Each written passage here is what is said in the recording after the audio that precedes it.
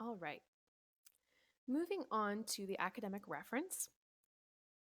Just to remind you, this should be completed by one of your student's core teachers. So math, science, language arts, humanities.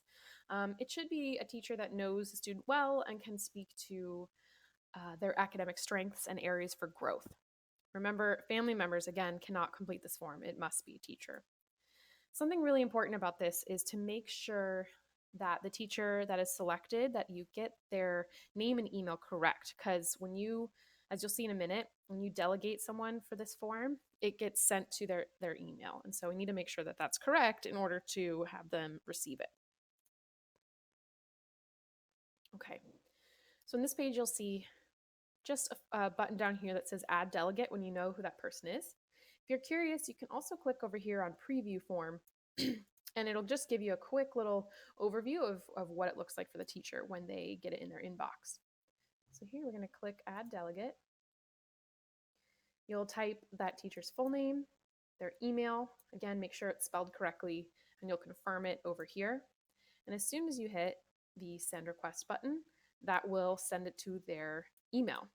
And again, as I mentioned before, make sure to let them know to check their spam folder if for some reason it gets sent there. So that will be then in the teacher's hands and we will receive their feedback directly. Let's go back to the main page here and I'll show you that if you decide to do the optional personal recommendation, it's super similar. Again, family members can't complete this form, but if there's someone, another adult in your student's life, like a coach or a mentor, you can definitely send this to them. So it looks just the same as for the teacher. You would add the delegate down here, making sure that the name and email are correct. You'll send that request for them. And keep in mind too that this is again 100% optional. This personal reference, and so sometimes it might be appearing as incomplete on your dashboard here. But again, if you didn't opt to send one in, that's okay. It's totally optional, so don't worry about that. It doesn't mean that your application overall is incomplete. Now, if you'll scroll down here, the final step is the school records. This form requires your school registrar's email. A lot of times you might ask your school counselor, have a student ask their school counselor what that email address is. Again, making sure that the spelling is correct. So here, it's going to ask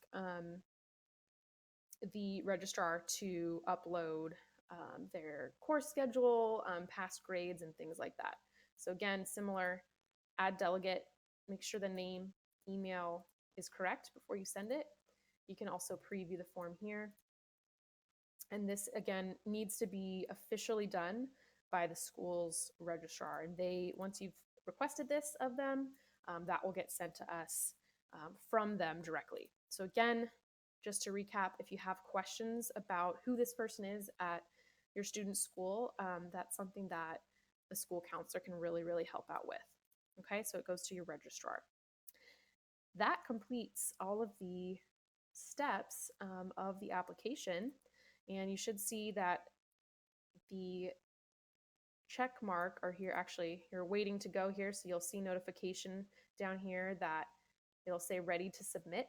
So if you've finished it and you've done that completely, these different sections are ready to submit.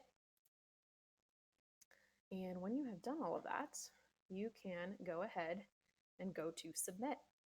And again, if something is missing, it'll let you know. It'll show me what's left over here as a fun tool that is going to let you know what you still have to do.